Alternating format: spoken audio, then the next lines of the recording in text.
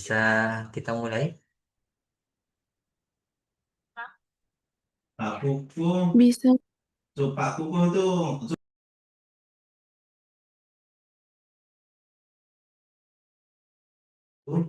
Kita mulai. Bismillahirrahmanirrahim. suruh ke Alhamdulillah, salatu wassalamu ala rasulillah wa ala alihi wa sahbihi wa man wala, wa ba'd.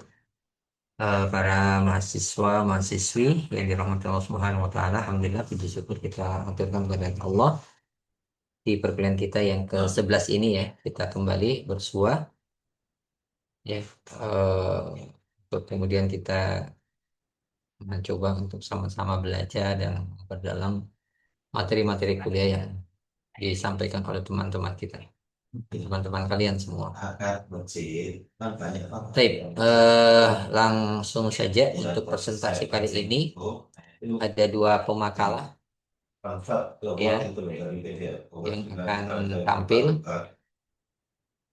ya, yang tampil yaitu fikih lingkungan hidup ya, tentang hukum eksploitasi alam, polusi dan daur ulang oleh Ustazah Atika Rohmah Az-Zakiyah ya.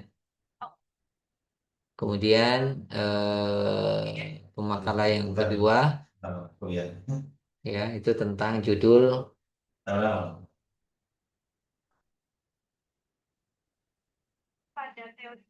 fikih jual beli online, marketplace, doorstep dan akad digital oleh Ustazah Najwa Lupita. Ngoten nggih, dua orang ya yang tampil. 3, Ustadz. Tiga. Tiga Ustadz. Satunya siapa lagi? Ana Ustadz Nabila. Nabila. Itu materinya udah dikirim ke saya belum ya? Sudah Ustadz. Hari Kamis. Hari Kamis ya. Oh, nun sewu terlewat ya. Ya kalau nggak repot bisa dikirim lagi biar saya tahu, saya udah nyarinya agak susah ini. Gitu ya. Ya monggo, untuk menyingkat waktu saya serahkan sepenuhnya kepada ketiga pemakalah. Kan ini hari ini tiga, ya monggo masing-masing bisa menyesuaikan waktunya.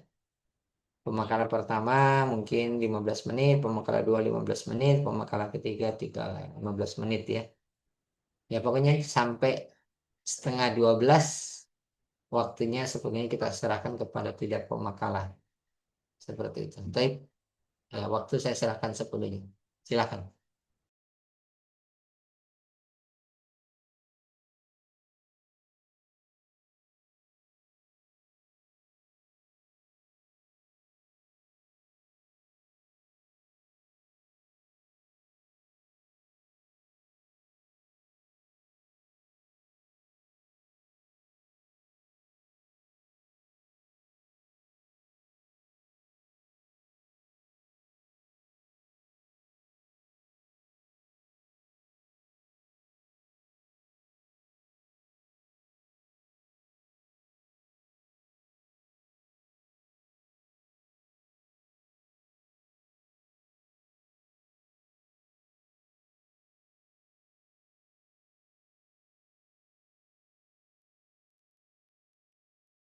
Bismillah, Assalamualaikum warahmatullahi wabarakatuh.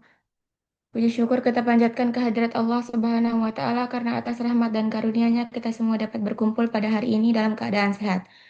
Salawat serta salam semoga senantiasa tercurah kepada junjungan kita Nabi Muhammad Sallallahu Alaihi Wasallam serta keluarga, sahabat, dan para pengikutnya hingga akhir zaman.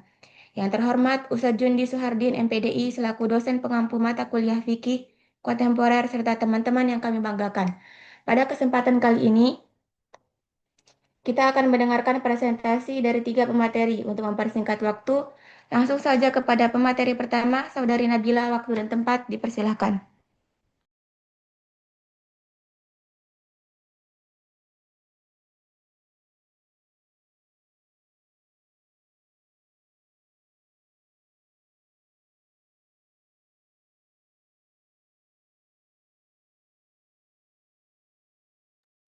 Baik, syukran Ufti atas waktunya. Bismillah, Assalamualaikum warahmatullahi wabarakatuh. Pada kesempatan ini, Ana akan mempresentasikan tentang fikih jual beli organ tubuh, darah, dan donor organ. Apa itu jual beli? Jual beli adalah akad atau transaksi tukar-menukar barang atau jasa dengan imbalan tertentu, biasanya berupa uang, yang menyebabkan berpindahnya hak kepemilikan dari satu pihak ke pihak lain. Dalam Islam, jual beli disebut al-bai' dan hukumnya pada dasarnya mubah atau diperbolehkan selama memenuhi syarat dan rukunnya. Sifat hukum jual beli. Yang pertama termasuk dalam perjanjian konsensual, sah sejak ada kesepakatan. Kedua, dapat dilakukan secara tertulis maupun lisan. Yang kedua, menimbulkan hak dan kewajiban bagi kedua belah pihak. Hari ini kita akan membahas tentang bagaimana pandangan fikih Islam terhadap praktik jual beli organ tubuh, darah, dan donor organ, serta apa saja batasan etis dan hukum yang membedakan antara transaksi yang dibolehkan dan yang dilarang. Pandangan fikih Islam terhadap jual beli organ, dan donor darah. Pandangannya donor organ dan donor darah dibolehkan dalam kondisi darurat atau kebutuhan mendesak, seperti menyelamatkan nyawa orang lain. Syaratnya tidak membahayakan jiwa pendonor secara signifikan, dilakukan dengan kerelaan tanpa paksaan, tidak ada unsur jual beli, atau jika ingin menjaga keikhlasan dan menghindari eksploitasi. Kita masuk ke pandangan medis terhadap jual beli organ, donor organ, dan donor darah. Secara medis, donor organ dan darah itu sangat penting untuk menyelamatkan nyawa, tapi jual belinya justru membahayakan dan dilarang keras. Medis menekankan etika, keselamatan, dan kemanusiaan, bukan untuk keuntungan. Donor organ itu menyelamatkan nyawa orang lain, tapi bukan untuk ladang bisnis. Sedangkan donor darah boleh kalau untuk didonasikan, tapi tidak untuk dijual. Jual beli organ dan darah. Ustadz Ami Nurbaits menerangkan bahwa organ manusia tidak bisa dihargai, dalam arti tidak boleh diperjualbelikan, karena kalau sesuatu objek itu dijadikan objek jual beli berarti hilang status kemuliaannya.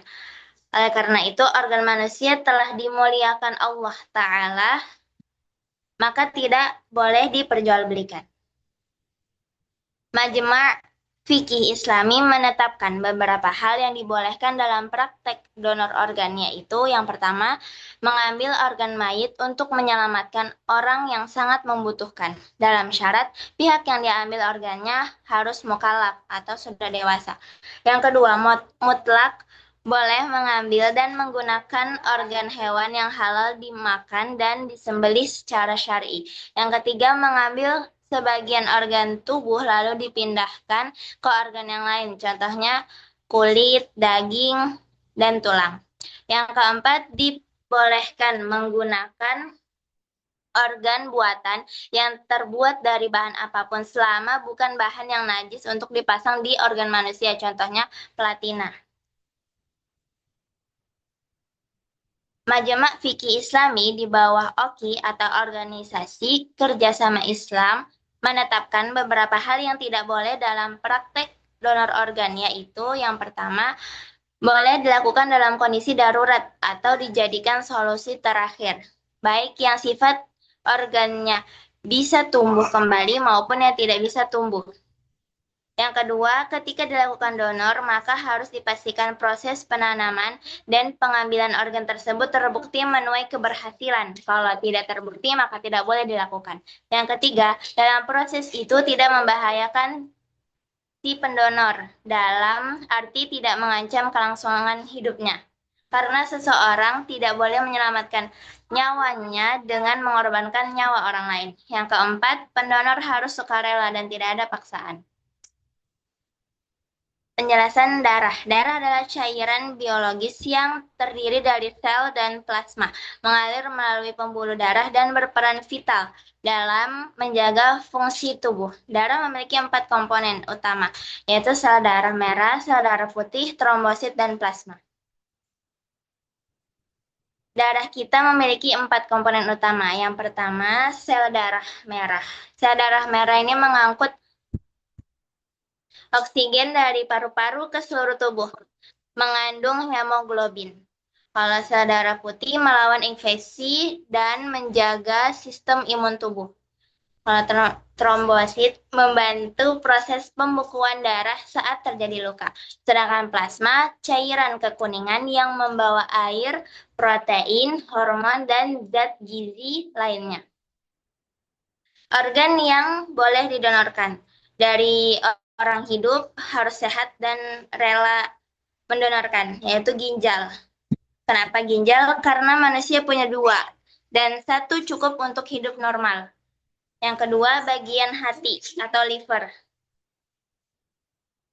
Hati bisa tumbuh kembali, jadi sebagian bisa didonorkan. Yang ketiga, bagian paru-paru. Kadang bisa didonorkan sebagian, tapi sangat jarang dan kompleks. Dari orang yang sudah meninggal, tapi dengan syarat dengan izin dan kondisi medis yang layak. Yang pertama, jantung, paru-paru, hati, ginjal, pankreas, dan usus. Jenis darah yang bisa didonorkan. Jenis donor darah utuh. Paling umum biasanya untuk pasien trauma atau operasi. Plasma pada bagian cair dari darah, penting untuk pasien luka bakar atau gangguan pembekuan. Trombosit untuk pasien kanker atau yang mengalami pendarahan berat. Sel darah merah untuk anemia berat atau pasien yang kehilangan banyak darah. Golongan darah yang boleh didonorkan, semua golongan bisa didonorkan. Tapi yang paling dicari golongan darah O, negatif. Disebut donor universal karena bisa diberikan ke semua golongan. Yang kedua, AB plasma. Bisa digunakan untuk semua pasien yang butuh plasma. Rangkumannya, donor organ dan darah dalam pandangan Islam dan medis. Dalam Islam membolehkan donor organ dan darah dalam kondisi darurat, asal tidak membahayakan pendonor dan dilakukan secara sukarela, bukan untuk bisnis. Dalam pandangan medis menekankan bahwa donor menyelamatkan nyawa, tapi jual beli organ atau darah dilarang karena beresiko dan tidak etis. Organ yang bisa didonorkan yaitu ginjal, hati, paru-paru, jantung, pankreas, usus dari hidup atau meninggal. Dan darah yang boleh didonorkan, darah utuh, plasma, sel darah merah, trombosit, semua untuk kebutuhan medis, bukan komersial. Syukran ala ihtimamikum wa jazakumullahu khairan. Selanjutnya Ana alihkan ke moderator. Syukran. Terima kasih kepada Saudari Najwa atas penjelasannya. Kami buka sesi tanya jawab. Bagi yang ingin bertanya dipersilahkan.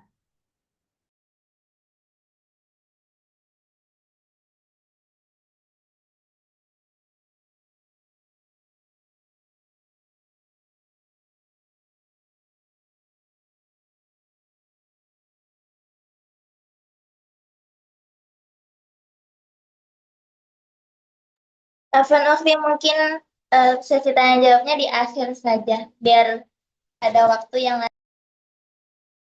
Baik, kami lanjutkan kepada pemateri kedua, kepada Saudari Atika. Waktu dan tempat kami persilahkan.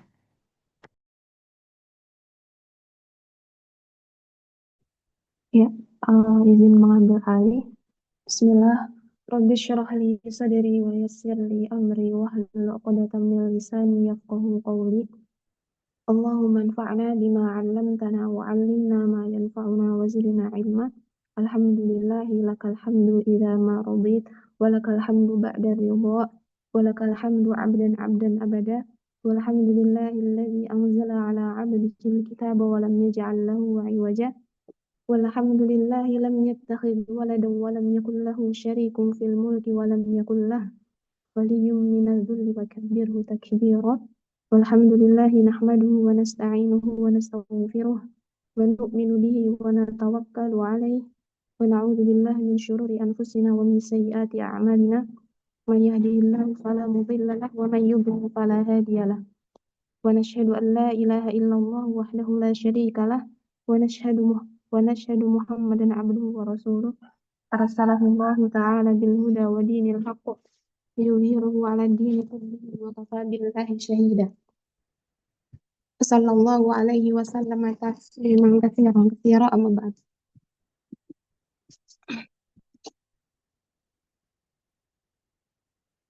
Di sini Ana akan mempresentasikan tentang hukum fikih lingkungan hidup, hukum eksploitasi alam, polusi, dan daur ulang.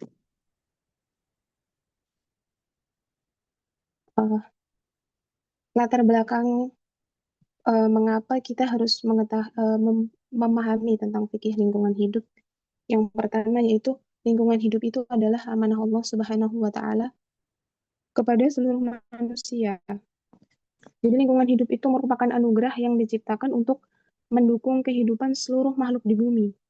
Alam semesta dan segala isinya tidak hanya berfungsi sebagai tempat tinggal, tetapi juga sebagai sarana untuk manusia memenuhi kebutuhan hidupnya. Namun, seiring berkembangnya zaman dan kemajuan teknologi, kerusakan lingkungan semakin meluas akibat ulah manusia yang tidak bertanggung jawab.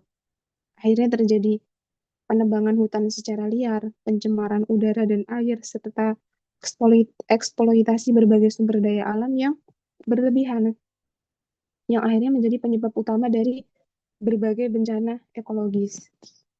Latar belakang yang kedua yaitu adalah kerusakan alam meningkat akibat ulah manusia, yaitu penebangan liar, pencemaran udara, air, eksploitasi alam. Nah, di dalam ajaran agama Islam, manusia diberi tanggung jawab sebagai khalifah di bumi. Nah, tugas khalifah ini mengandung amanah besar untuk menjaga, memelihara, dan melestarikan lingkungan, bukan merusaknya ya. Jadi konsep ini merupakan bagian penting dalam fikih lingkungan, yaitu cabang fikih yang membahas bagaimana seharusnya seorang muslim berinteraksi dengan alam berdasarkan hukum-hukum Islam. Latar belakang yang ketiga yaitu Islam menempatkan manusia sebagai khalifah fil ard dengan tanggung jawab memelihara bumi. Jadi fikih lingkungan tidak hanya mengatur hubungan manusia dengan sesama ya, tetapi juga hubungan manusia dengan alam sebagai ciptaan Allah. Di dalam Al-Hadis banyak terdapat ayat dan sabda Rasulullah yang menekankan pentingnya menjaga keseimbangan alam dan larangan untuk berbuat kerusakan di bumi. Kemudian latar belakang yang keempat yaitu adalah fikih lingkungan menuntun umat Islam agar berinteraksi dengan alam sesuai syariat. Oleh karena itu, insya Allah presentasi ini itu mengkaji mengenai pandangan Islam terhadap lingkungan hidup melalui pendekatan fikih. Nah, dengan memahami fikih lingkungan, kita berharap umat Islam dapat lebih sadar akan kewajiban moral dan spiritual dalam menjaga kelestarian alam demi keberlangsungan hidup generasi sekarang dan yang akan datang. Selanjutnya kita pahami dulu apa itu definisi fikih lingkungan. Nah, yang pertama di sini menurut Wahbah Az-Zuhaili adalah fikih lingkungan itu adalah menjaga lingkungan bagian dari kewajiban syariat dalam rangka menegakkan keadilan dan keseimbangan di muka bumi. Kerusakan lingkungan termasuk dalam kategori dosa besar jika merugikan makhluk hidup lain dan merusak ciptaan Allah. Kemudian pendapatnya Quraisy Shihab, amanah dari Allah yang harus dijaga. Manusia sebagai khalifah wajib memelihara lingkungan, bukan merusaknya. Kemudian menurut Muhammad Amin Abdullah, sebagai usaha sistematis dalam merumuskan hukum-hukum Islam yang berkaitan dengan pengelolaan dan pelestarian lingkungan hidup, baik dari aspek tekstual, nas, maupun kontekstual, realitas sosial dan ekologi. Yang keempat, menurut Syekh Yusuf Al-Qaradawi, ia menyebutkan bahwa menjaga alam adalah bagian dari menjaga nafs, jiwa, nasal, keturunan, dan mal, harta, karena semua itu tergantung pada kelestarian lingkungan. Atau dapat disimpulkan menurut para ulama ini adalah ya mereka menyepakati bahwa fikih lingkungan adalah bagian dari ajaran agama Islam yang bertujuan menjaga alam semesta sebagai amanah dari ciptaan Allah.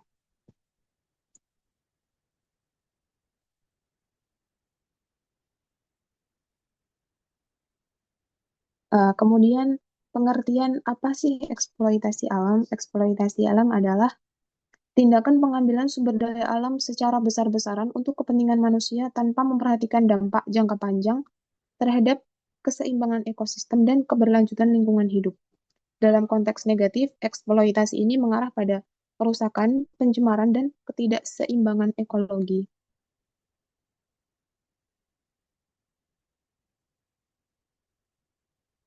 Nah, kemudian bagaimana sih perspektif fikih terkait eksploitasi alam secara berlebihan yang sudah tadi Ana sebutkan itu?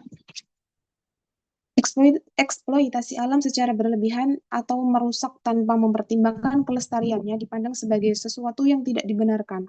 Islam memandang alam sebagai amanah dari Allah yang harus dijaga dan dimanfaatkan secara bertanggung jawab, bukan dieksploitasi secara destruktif.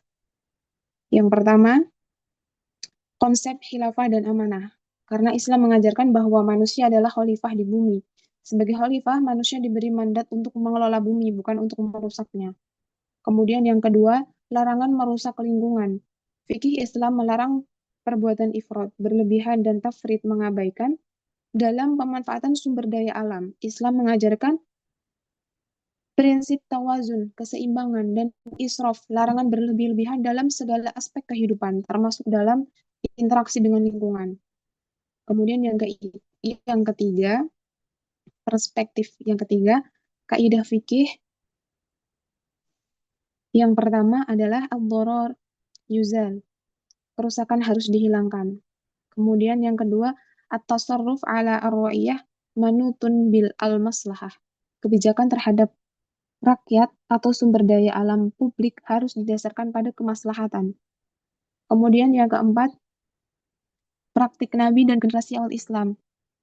Sebagaimana hadis Rasulullah, janganlah salah seorang di antara kalian membuang kotoran di air yang tidak mengalir.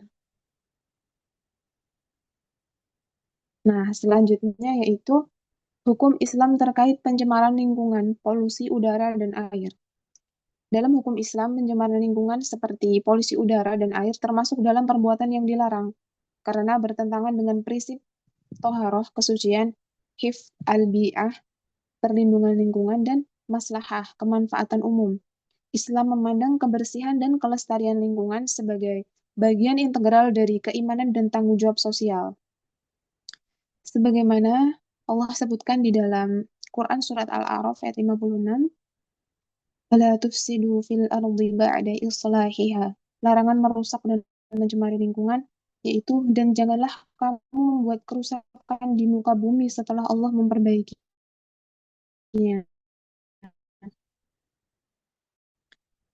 Hukumnya bagaimana? Yang pertama, hukum pencemaran dalam Islam di dalam Islam adalah sumber toharoh yang sang jaga kesuciannya.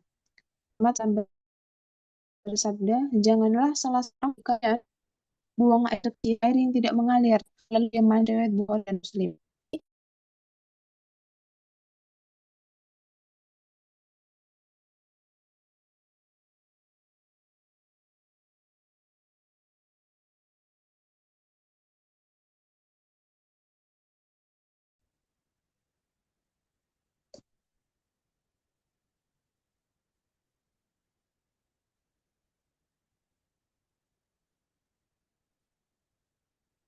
Yang kedua, hukum pencemaran udara.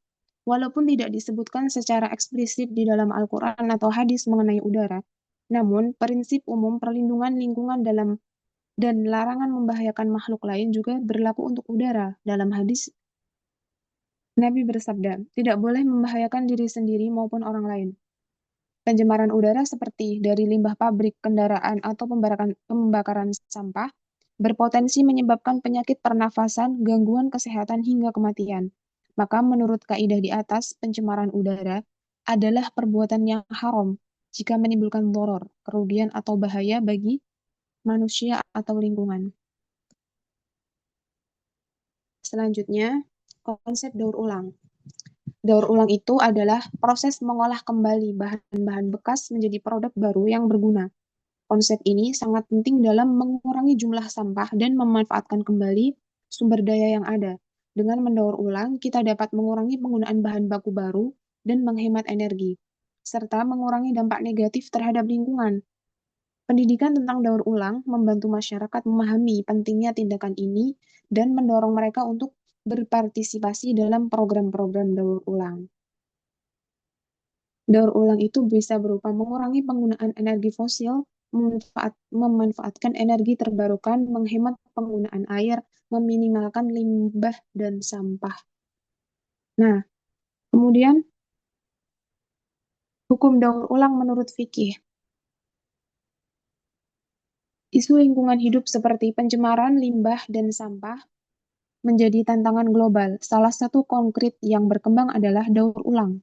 Dalam Islam, pengelolaan sumber daya yang bijak merupakan bagian dari tanggung jawab manusia sebagai khalifah di bumi. Oleh karena itu, konsep daur ulang sangat relevan dan dengan prinsip-prinsip fikih Islam.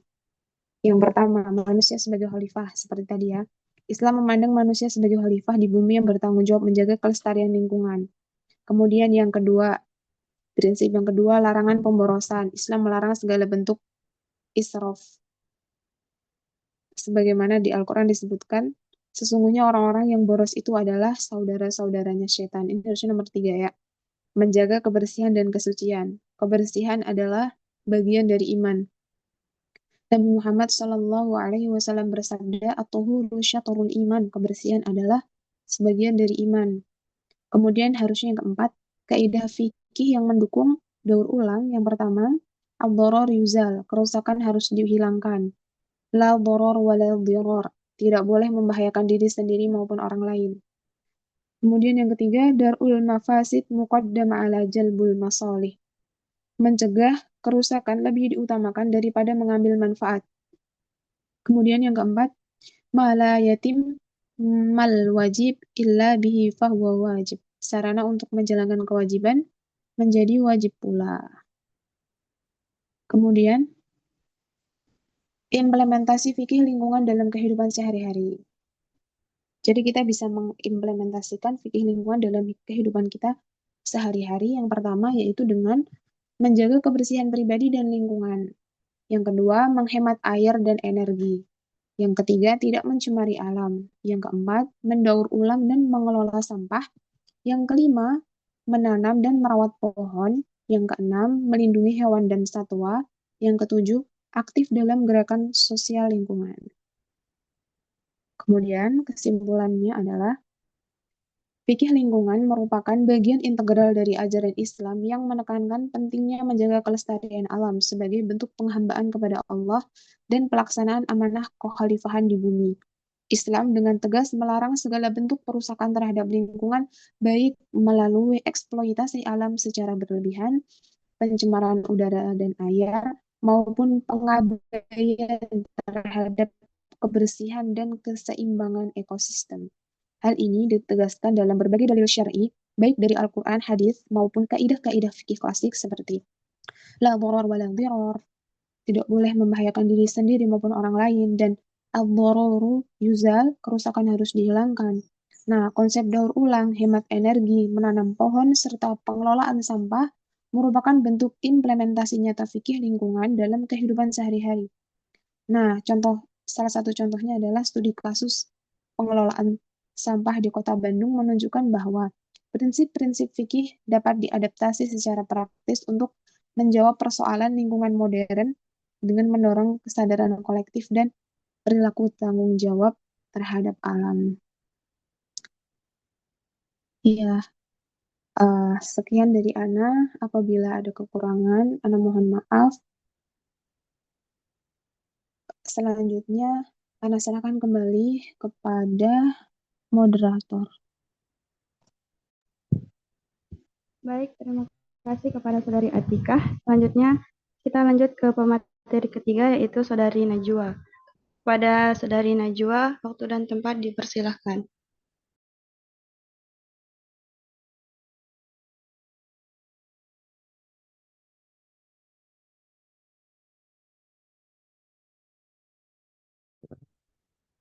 Hmm.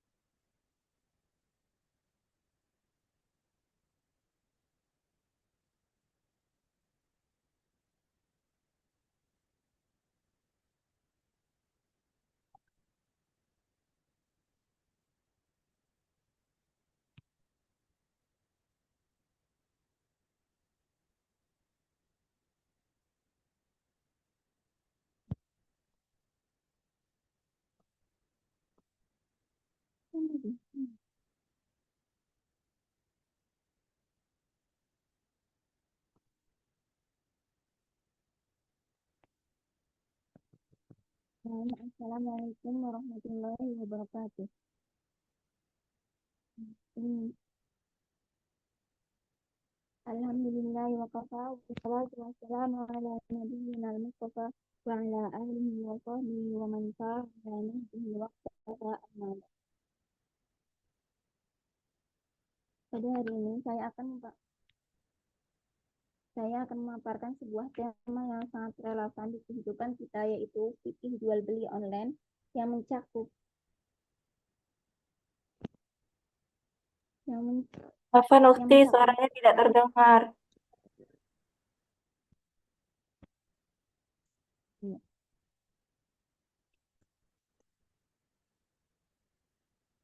Hari ini saya akan memaparkan sebuah tema yang sangat relevan di kehidupan kita, yaitu fikih jual beli online yang mencakup marketplace, dropship, dan akad digital.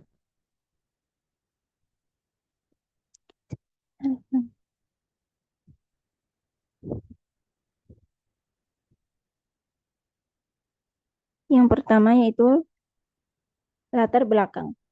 Perkembangan teknologi mengubah di era digital ini, perkembangan teknologi mengubah cara manusia melakukan jual beli. Kalau dulu kita harus datang ke pasar dan bertemu langsung dengan penjual, sekarang cukup lewat HP dari rumah pun semua bisa kita beli. Transaksi online menjadi sangat populer, terutama lewat marketplace seperti Shopee, Tokopedia, dan lain-lain.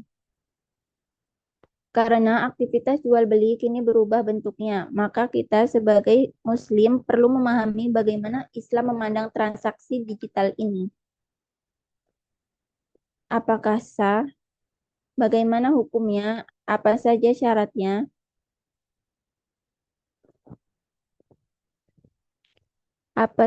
Untuk menjawab hal itu, kita perlu mempelajari fikih kontemporer dalam muamalah.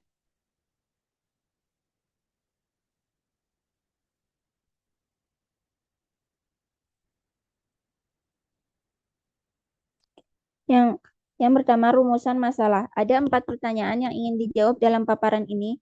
Apa pengertian jual beli online dalam fikih Islam? Yang kedua, bagaimana hukumnya? Yang ketiga, bagaimana keabsahan akad digital? Yang keempat, bagaimana etika bisnis online menurut Islam?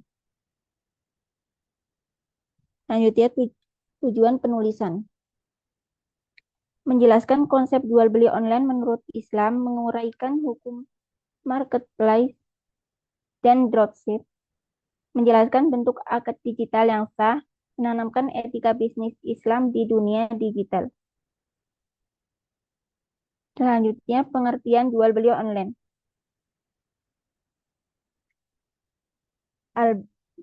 Dalam Islam, jual beli disebut al-bai', yaitu pertukaran harta dengan harta secara sah. Sedangkan jual beli online adalah pertukaran barang atau jasa melalui media elektronik tanpa tatap muka langsung. Kaidahnya hukum asal muamalah adalah boleh sampai ada dalil yang melarang. Artinya, jual beli online pada dasarnya halal selama tidak mengandung unsur haram, riba, penipuan, atau ketidakjelasan. Selanjutnya, hukum jual beli online. Jual beli online diperbolehkan selama memenuhi unsur kerelaan kedua pihak, kejelasan barang dan harga, tidak ada penipuan atau ketidakjelasan seperti goror atau penipuan.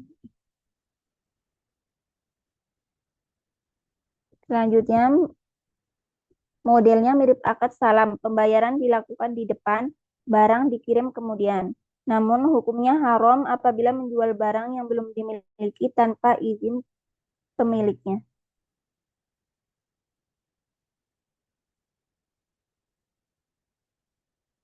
Selanjutnya, rukun dan syarat jual beli. Rukun jual beli dalam Islam ada 3. Yang pertama, penjual dan pembeli atau akid.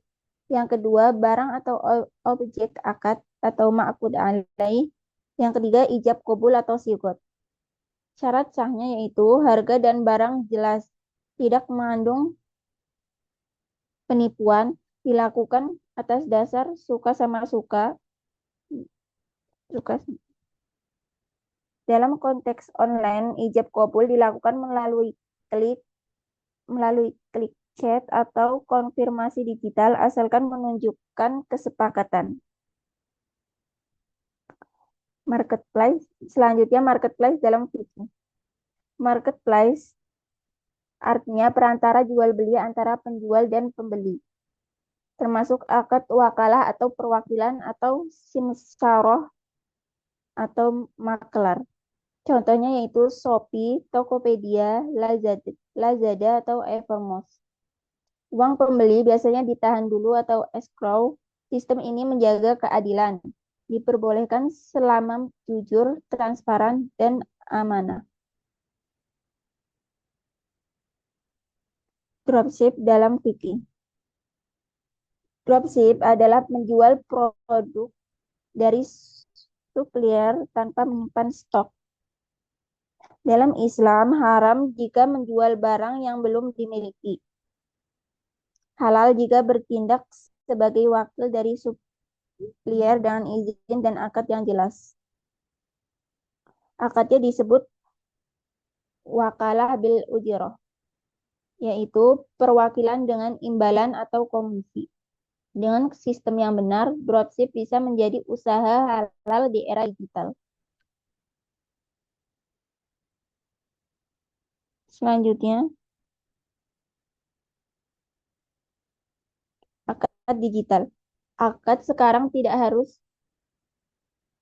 lisan atau bertemu langsung. Cukup klik setuju, konfirmasi pembayaran, smart contract, dan tanda tangan digital termasuk akad yang sah. Syarat sah akad digital yaitu ada kerelaan atau tarodi. Kemudian kejelasan hak dan kewajiban. Kemudian prinsip keadilan dan kejujuran terpenuhi. Selama sesuai syariat, hukumnya mubah atau boleh.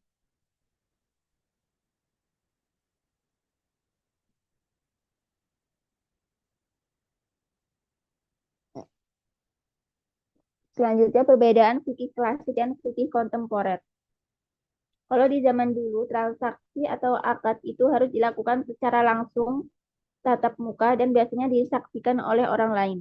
Tapi sekarang, di era digital, akad bisa dilakukan lewat media online, misalnya dengan klik setuju atau tanda tangan digital.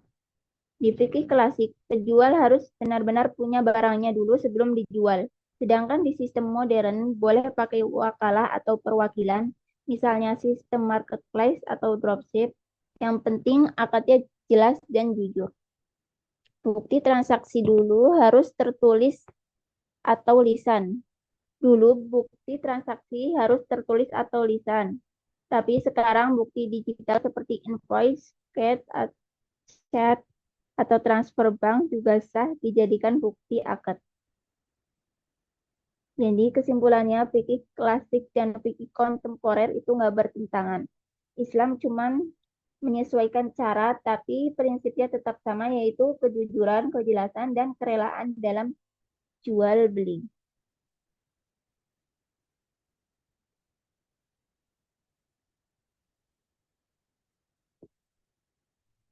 Kemudian isu dan etika bisnis digital. Islam sangat menjaga keberkahan, maka Islam sangat menjaga keberkahan. Maka dalam bisnis digital harus memperhatikan etika berikut. Pre-order boleh jika spesifikasinya jelas dan waktu pengiriman pasti. Kemudian diskon palsu atau najasi itu haram. Affiliate marketing boleh jika produknya halal. Kredit online haram bila mengandung bunga atau riba. Tidak menipu, tidak memaksa, tidak mencurangi harga. Jadi prinsip utamanya tetap jujur, amanah, dan adil. Kemudian relevansi fikih kontemporer. Islam adalah agama yang fleksibel atau murunah dan menyeluruh atau syumul. Fikih kontemporer hadir untuk menyesuaikan hukum Islam dengan perkembangan zaman.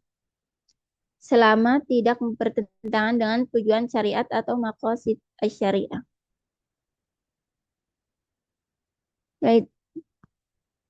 Yaitu menjaga agama, menjaga harta, dan menjaga keadilan sosial.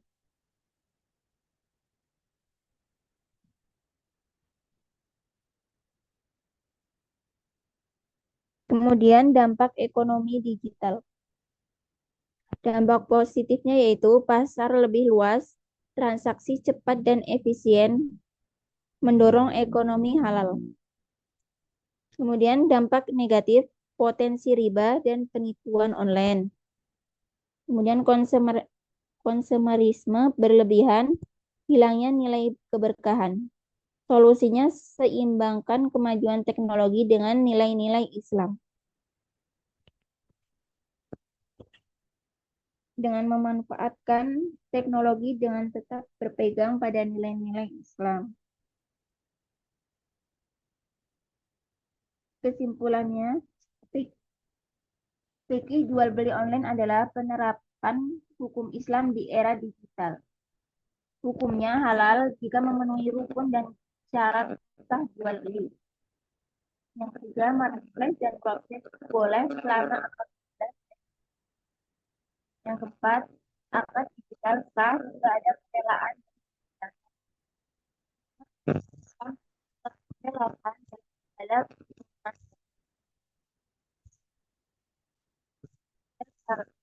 syarat.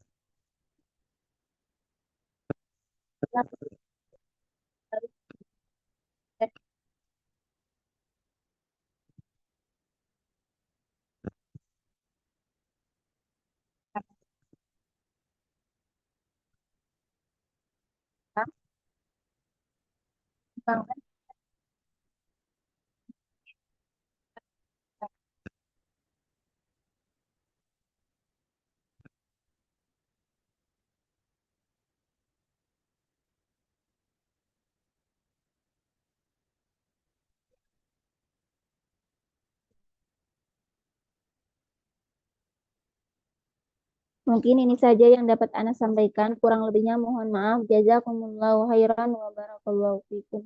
Wassalamualaikum warahmatullahi wabarakatuh.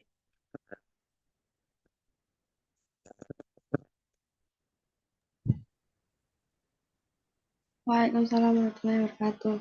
Alhamdulillah sudah selesai penyampaian materi dari ketiga pemateri kita hari ini. Selanjutnya kita beralih pada sesi tanya jawab. Bagi teman-teman yang ingin bertanya, waktu dan tempat dipersilahkan.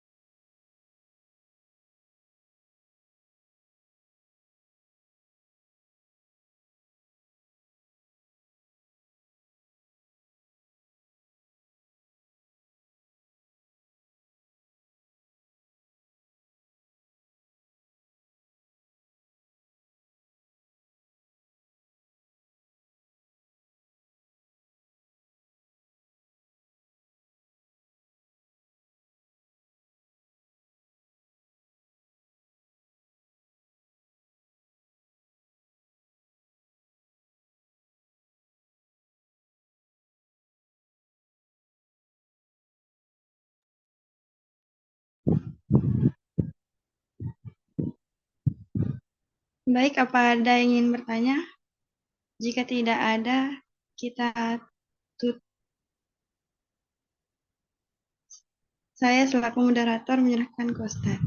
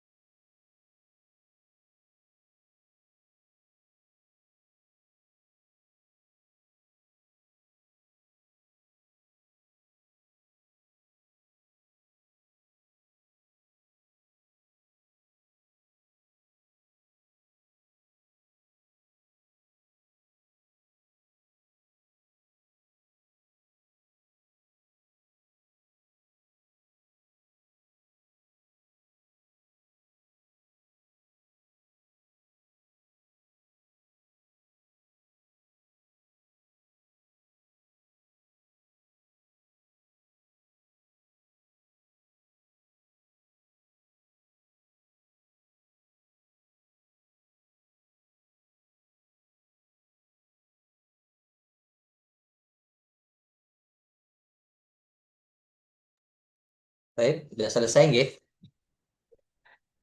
Sebenarnya ada Nah, Ustaz. Baik.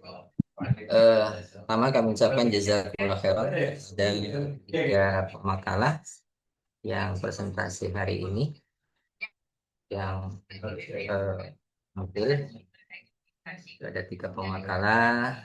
Pertama lingkungan hidup oleh Ustazah Atika, kemudian makalah jual beli online oleh Ustazah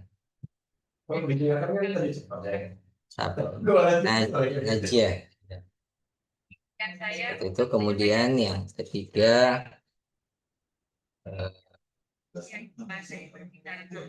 makalah tentang fikih jual beli organ tubuh donor darah ya.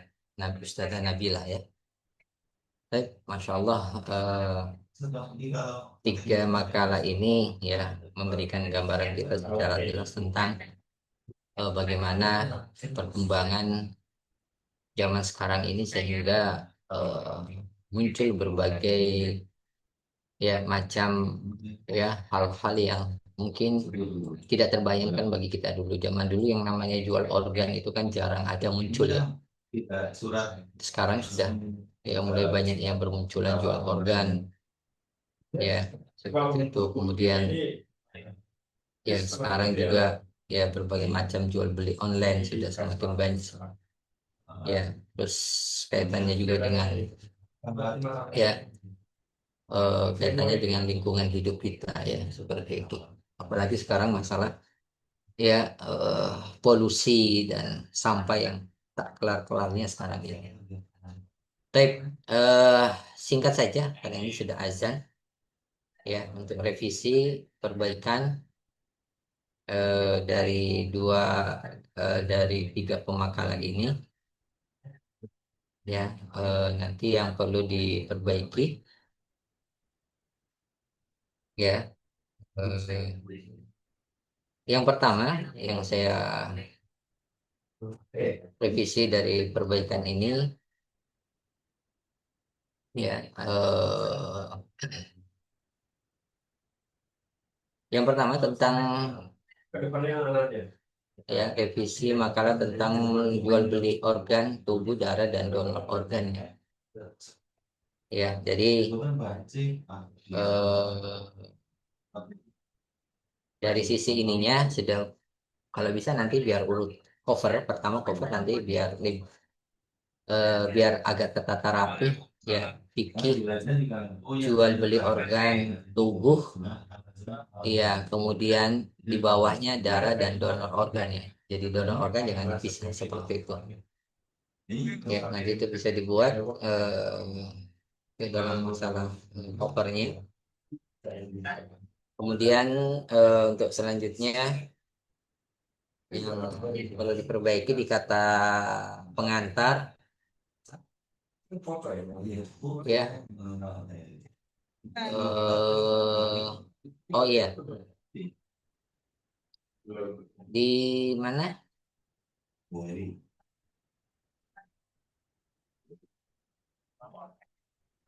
ya sudah cukup terus untuk di kata pengantar ya nanti diperbaiki ya sebelumnya sudah baik ya menyebutkan ini secara spiritual mau ya namun belum menyentuh ruh ilmiah secara mendalam jadi mungkin kalau bisa ditambahkan kutipan ayat atau hadis tentang pentingnya menjaga kehormatan manusia kemudian perkuat urgensi kajian fikih kontemporer sebagai bentuk istiad zaman ya ya contohnya ya mungkin kajian ini merupakan bentuk tanggung jawab ya ilmiah dan menjawab tantangan zaman sebagaimana sabda Nabi SAW bagi siapa yang menunjukkan kepada kebaikan dia mendapatkan pahala itu seperti itu ya kemudian di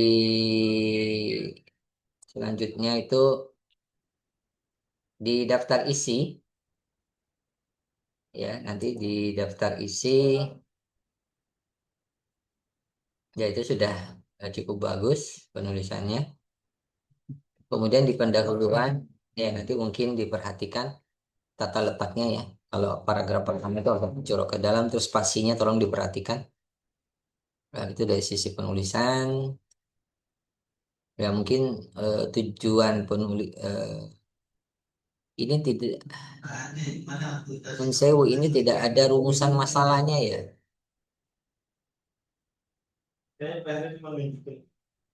Ya ada tidak ada rumusan masalahnya ya. Langsung tujuan mungkin lupa kali ya. Kemarin yang akan dari Rajinan coba kirim Bagaimana? yang masalah itu suruh ke Ya ukti siapa yang makalah ini? Nabila bagaimana? Nggak ada rumusan masalahnya ya?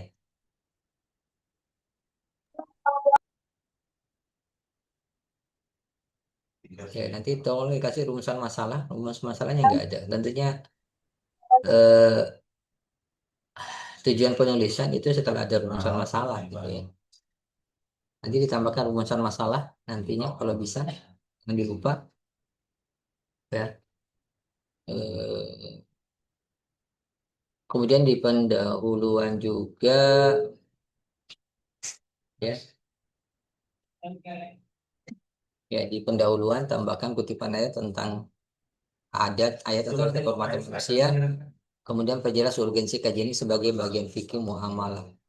Kemudian dalam pembahasan gunakan subjudul yang konsisten dan ilmiah. Tambahkan pendapat ulama kasih dan kontemporer secara implisit. Kemudian bisa diperjelas perbedaan antara donor dan jual beli. Tambahkan kutipan dari Majmu' Fikih Islam tentang referensi yang jelas. Gunakan tabel atau poin untuk memperjelas syarat-syarat donor yang diperbolehkan.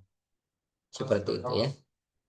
Untuk penutup sudah bagus ya. Cuma mungkin ditambahkan faedah kajian ini bagi umat Islam dan dunia medis gitu ya. Ya, jadi kesimpulannya materi fikih jual beli organ darah dan donor organ secara umum memperjualbelikan bagian tubuh manusia adalah haram menurut syariat karena bertentangan dengan prinsip keberagaman manusia. Namun donor darah, organ dan darah diperbolehkan dalam kondisi darurat tapi dengan beberapa syarat. Artinya tidak diperjualbelikan. Itu artinya modelnya didonorkan, artinya disumbangkan. Kemudian untuk pemakalah kedua, ya, ya pemakalah kedua tentang jual beli online ya. Ya, jual beli online. Ya mungkin eh, covernya nanti tulis makalah fikih ya. Nanti di bawahnya jual beli. Tapi ini sudah bisa masuk. Fikih jual beli online mengikuti marketplace, doorstep dan akad digital. Baik, tidak apa-apa, udah bisa cukup bagus. Sampai lemari, Dek. Sampai jendela. Recording stopped. Pakai ini, Dek. Pakai apa tuh sedotan, Dek? Ya, untuk cover lagi, biasanya itu nama dosen itu di atas ya, kalau bisa. Terus diajukan kemudian kursus mata kuliah fikih kontemporer, nama dosen di atas, baru kemudian label, baru disusun oleh nama penulis di bawah gitu. Seperti itu. Terus kata pengantar yang perlu harus direvisi, ya nanti perlu harus direvisi dalam kata pengantar, mungkin bisa sama juga dengan tadi sebelumnya, ya revisi teman kalian, ya nanti di kata pengantar, ya bisa dibuatkan tambahan beberapa ya ayat-ayat ya eh, dan perkataan para ulama ya seperti itu biar lebih baik seperti itu nantinya. Nah, terus di dalam daftar isi sesuai prosedur penulisan ya. Nanti ada nomornya, ada angkanya di belakang gitu ya. Seperti itu. Kemudian latar belakang masalah ya itu sudah ada rumusan. Nah, ini rumusan masalah sudah ada. Baik, tinggal tujuan penulisan dirapikan. Kemudian pengertian jual beli online mungkin nanti ditambahkan aqwal para ulama ya, klasik dan kontemporer ya. Seperti itu. Dan mungkin kalau bisa beberapa fatwa-fatwa ulama ditampilkan ya. Dan referensinya mungkin bisa lebih dipertajam dari mana rujukannya. Dan sudah ada tabel ya sudah cukup bagus. Ya cuma nanti diperjelas lagi tentang ya alasan mengapa ini dibolehkan dan tidak dibolehkan. Seperti itu. Ya, nanti itu penutup sudah cukup bagus kesimpulannya. Ya kalau bisa namanya kesimpulan jangan panjang-panjang, singkat saja secara umum poin-poin. Baik. Kemudian untuk yang ketiga, makalah ya tentang lingkungan ya ya fikih lingkungan hidup sudah bagus ininya ya, covernya juga sudah bagus ya seperti tadi saya bilang kalau bisa ditulis di atasnya dulu dia juga menuju mata kuliah fikih kontemporer dosen pengampu baru kemudian lambang baru disusun oleh seperti itu ya. Ya. Ini kan itu bagus ya. Terus sudah bagus, sudah ada rumusan masalah. Kalau nanti banyak nanti ada ininya juga sudah bagus ya. Ya, tinggal nanti dirapikan penulisannya biar agak lebih bagus ya. Seperti itu. Ya, kemudian untuk revisi selanjutnya ya kaitannya dengan ya nanti kata pengantar bisa dituliskan kutipan ayat hadis tentang amanah menjaga bumi dan diperkuat urgensi kajian lingkungan sebagai bagian daripada ibadah gitu ya. Kemudian ya di dalam pembahasan nanti ditambahkan ya kutipan Arab untuk ayat dan kaidah fikihnya, kemudian bisa perjelas sumber kutipannya seperti itu ya. Ya nanti ditambahkan akal-akal ulama, pendapat-pendapat ulama tentang masalah ini. Itu saja revisinya ya, nanti mohon bisa diperbaiki.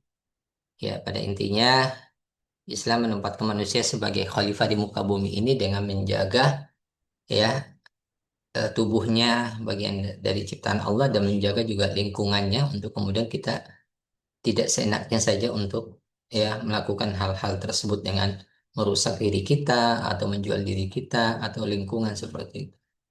Itu bagian dari karunia Allah yang harus perlu kita jaga. Baik, ini saja dulu mungkin karena sudah terlagi komat. Ya pertemuan ini nanti ya saya tidak bisa menjelaskan secara banyak ya karena ini banyak yang presentasi. Untuk pertemuan depan siapa yang tampil? Ketua kelas?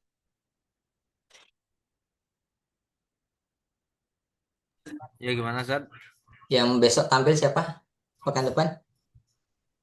Ini Zat. Zahro sama Khansa Zat. Oh iya, baik. Ustazah Zahro sama Khonsa. Hadir Ustazah Zahro, Ustazah Khonsa. Hadir Ustaz. Temanya apa? Temanya Ya, berarti kalau belum hafal temanya berarti belum buat makalahnya ya. Gak apa-apa. Baik. Baik, gak apa-apa. Nanti di ini. Ya, tapi bagi yang sudah presentasi tolong segera revisi makalahnya sebagaimana saya minta dikumpulkan dalam satu link yang sudah dikirim oleh ketua kelas. Jangan lupa sebagaimana saya katakan setelah daftar itu nanti disebutkan revisi dosen, pertanyaan teman nanti disebutkan di situ. Perbaikannya ini halaman sekian. Nanti biar saya bisa ngecek. Tapi demikian saya rasa cukup. Jazakumullah khairan atas ininya, perhatiannya. Semoga kita ya bisa mendapatkan pencerahan lebih mendalam tentang masalah syariat ini. Baik, saya cukupkan jazakumullah khairan ya ala ihtimamikum. Jadi nanti mohon bantuan ketua kelas seperti biasa absensi dibantu nih. Saya akhiri wabillahi taufiq wal hidayah. Subhanakallahumma wa bihamdika asyhadu an la ilaha illa anta astaghfiruka wa atubu ilaik. Assalamualaikum warahmatullahi wabarakatuh. Waalaikumsalam. Waalaikumsalam warahmatullahi wabarakatuh. Ya. Jazakallahu khairan.